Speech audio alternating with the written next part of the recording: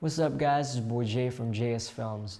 After using the micro cinema camera for about a month and a half, I think I'm ready to give you guys my pros and cons when using this camera. So let's get started. The first thing that I really like about this camera is dynamic range. It definitely has more dynamic range than the Ursa Mini 4K. It really reminded me of the original Blackmagic cinema camera and the Blackmagic Pocket cinema camera when it comes to dynamic range. It's awesome.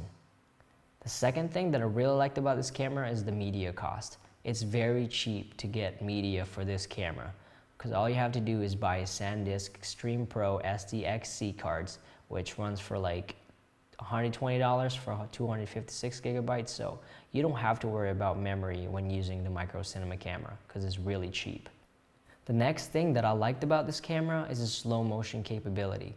The micro cinema camera can shoot 60 frames per second in RAW, progressive. That's all I have to say about that. The fourth thing that I liked about this camera is its size and weight. This thing is lightweight, this thing is small. Like, people think I'm just carrying a lens around when I have this camera. It's that ridiculous.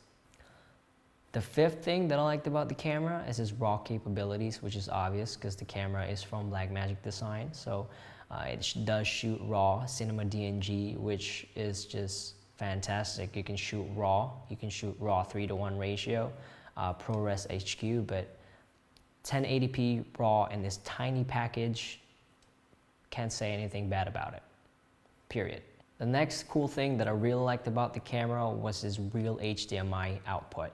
The Blackmagic cinema camera had like a micro or mini HDMI, which was very scary because you can easily break it, but the micro cinema camera actually has a real HDMI output, which is really cool.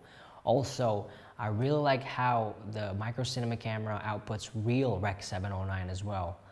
Again, the Blackmagic Pocket cinema camera was outputting some kind of log-ish, video-ish hybrid, so you don't actually see or record what you're seeing, so it's very difficult to get proper exposure with the Blackmagic Pocket cinema camera. But now the micro, what you see is what you get because it outputs proper Rec 709 to your HDMI monitors. So the sixth thing that I really liked about this camera was its power options. If you have a DSLR like I do, like a Canon DSLR, it uses the same battery as that, the Canon LPE6s.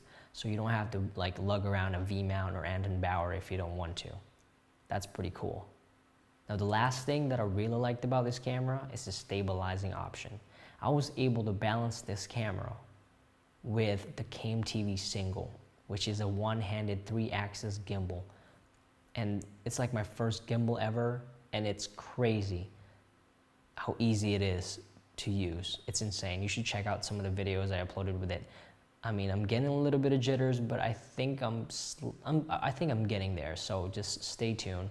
But I love how I can just stabilize this camera with the Came TV Single because it's one-handed, it's so lightweight, I can take it everywhere. So now for the cons, the bad things about this camera. The number one thing that I hate about this camera is the buttons. It's crazy. It's really, really hard to use because they're so small. I think what I'm gonna do is actually get stickers so when I'm like feeling the buttons, I know which ones they are, because most of the time I can't really see it because I'm behind the camera. So I actually have to I have to feel around the play button, fast forward, or menu. But I hate how the buttons are. I wish it would have been touchscreen on the HDMI or on the video assist or something like that, but man, I hate the buttons on this camera. It's a pain in the ass. The next thing that I hate about this camera is the top quarter-inch screw mount, and I'm gonna show it to you right now. It wobbles. I don't know if this is just my copy, but I can't use the top mount on this thing. Okay, third thing that I hate about it was it didn't have a screen. Like the Blackmagic Pocket cinema camera, that one had a screen, this one didn't. But then again, for all the features it has and for what it was meant for, which was like gimbal work and like helicopters and stuff, it's okay. I'm not too mad about that. So I would have loved the screen, but that's fine. Next thing I hated about the camera was the crop factor, but I was able to solve that issue by just buying a Metabone speed booster. I brought the 2.8 1.8 crop factor to 1.6, which is kind of like similar to DSLR. So yeah, if you're really serious about this camera or using it, you might want to consider buying a Metabone speed booster. That's my 2 cents. All right, so the last thing that I really don't like about this camera is the FPN, or the fixed pattern noise, or Moiré, or whatever you want to call it.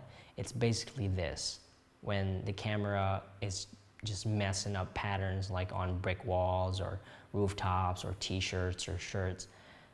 It can easily be avoidable if you just don't shoot anything with Moiré or Moiré, but yeah, it really sucks. Okay, so final thoughts. Absolutely less than $1,000, raw, 60 frames per second progressive, lightweight, small. It's a pretty darn good camera, especially when you want to get into raw editing.